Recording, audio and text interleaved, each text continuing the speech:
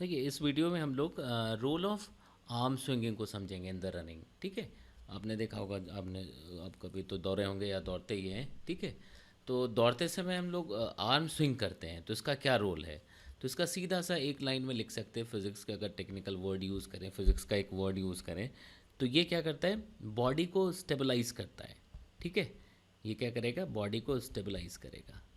अब स्टेबलाइज करेगा तो सबसे पहले कोई डिस्टर्बिंग एक चीज़ होनी चाहिए, तभी तो स्टेबलाइज करने की बात आएगी, है ना।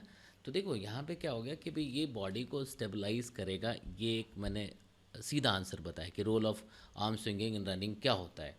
ठीक है, तो सबसे पहले पॉइंट समझते हैं कि ये किस वजह से ये बॉडी डिस्टर्ब होगा या इसकी इक्विलिब्रियम बिगड़ेगा, जो उसको स्टेबलाइज करने की ज़रूरत होती है। ठीक है, तो अभी आप ऐसा समझना है, यहाँ पे मैंने बस एक ये डायग्राम बनाया हुआ है ना। इसके हिसाब से आप देखिएगा कि सपोज़ ये सेंटर मास, एग्जैक्ट सेंटर तो नहीं हो सकता ये, बट मैं कह रहा हूँ कि चलो ठीक है, ये centre of mass of the body हो गया। ठीक है, तो एक एक्सेस हमने क्या किया, वो सेंटर ऑफ मास से सीधा पास करा है, ये देखो ये। ठीक है ना, ये वाले के एक्सेस एक्सेस लिख लिया हमने। ठीक है, ये ठीक है। अब अगर ये देखेंगे तो यहाँ पे एक जो ये एक्सिस हमने बनाया, ठीक है, वो सेंटर से पास कर रहा है और ये वर्टिकल एक्सिस है।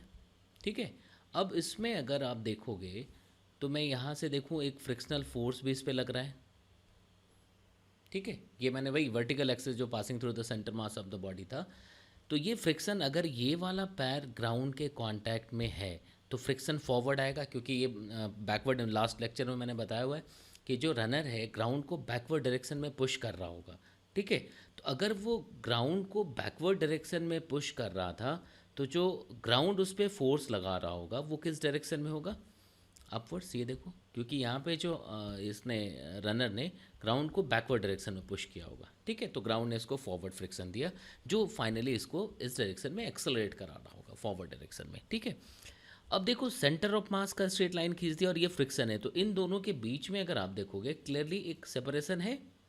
ये देखो, ये एक लेंथ मिल गया, एक डिस्टेंस मिल जाएगा, और ये जो डिस्टेंस है सपोज डी है, तो अगर ये फ्रिक्शन आया है, देखना समझना, और ये एक्सिस है, तो मैंने टॉर्क बताया हुआ है आपको। ठीक है, अगर हम लोग टॉर्क की बात करें तो देखो ये सेंटर हो गया अगर इस लाइन की बात करें, और ये फ्रिक्शनल फोर्स ये वाला जो था एफ। ठीक है, तो ये एक डिस्टेंस मिल रहा है डी, तो एक टॉर्क आ जाएगा, और टॉर्क किधर आएगा, वो देखो ऐसा आएगा। जो फर्स्ट जो टॉर्क आया वो किस डायरेक्शन में आया, समझ आ रहा है, देखो ये।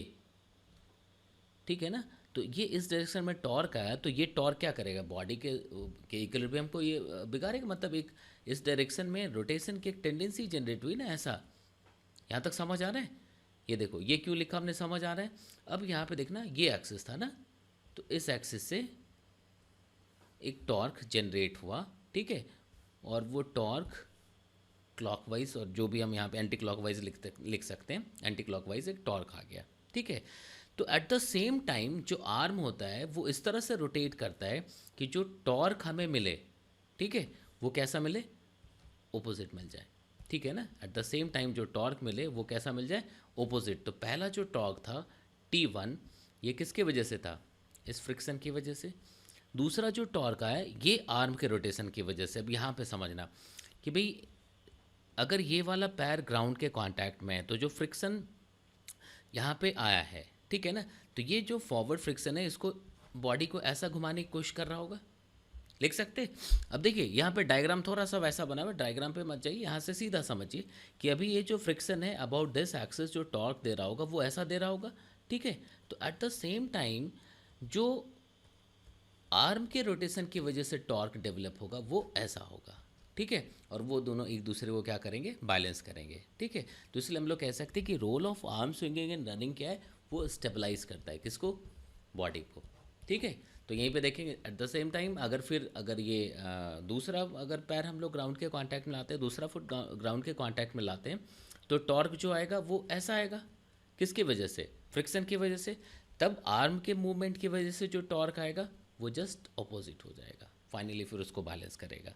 ठीक है, तो इसको और भी फिर आगे समझेंगे कि देखना एक दो फिलॉसफी की चीज़ें कि भाई ये सारी चीज़ें देखो फिज़िक्स के हिसाब से कितनी मुश्किल लगती है, या फिज़िक्स के हिसाब से लगता है यार वेल प्लान्ड है चीज़ें, है ना, बट बॉडी क्या है, अपने आप ये चीज़ें, मतलब हमने कभी प्लान नहीं किया कि यार हाथ क्यों घूमना चाहिए, कैसे घूमता है, ठीक है। तो कई बार क्या होता है कि जब डिस्टरबेंस है, कुछ चीज़ें आती है ना, तो अगर उसको बहुत नॉर्मल तरीके से देखें तो सॉल्यूशन भी अपने आप निकल आता है, ठीक है। तो चलो यहाँ तक मेरे ख्याल से समझ आया होगा कि भाई आर्म स्विंगिंग का क्या रोल हो जाता है रनिंग के टाइम पे, ठीक है।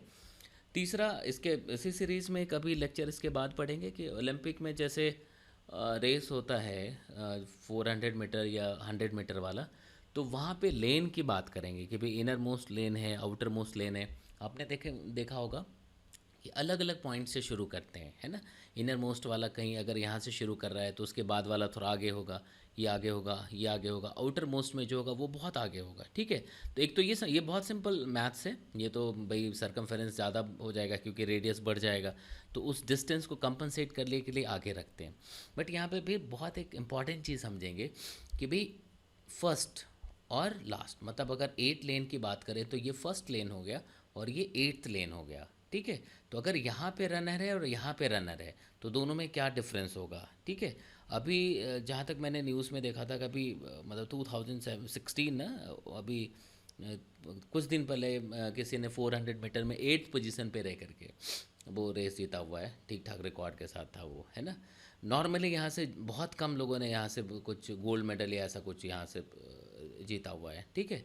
तो ये पॉइंट हम लोग डिस्कस करेंगे तो नेक्स्ट इस सीरीज़ में जो वीडियो होगा, ठीक है। मेरे मेरे ख्याल से समझ आया होगा, आपको समझ आया तो ज़रूर इसको सब्सक्राइब करिए, ठीक है।